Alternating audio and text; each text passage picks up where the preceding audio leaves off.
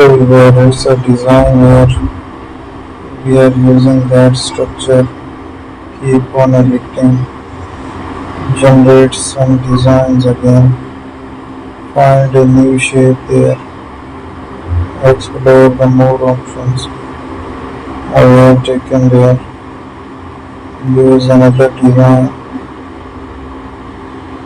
to have there. So we will try to make an attraction,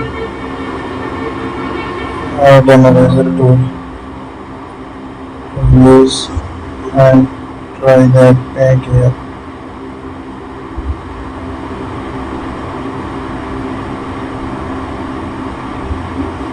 Thank you for watching my video.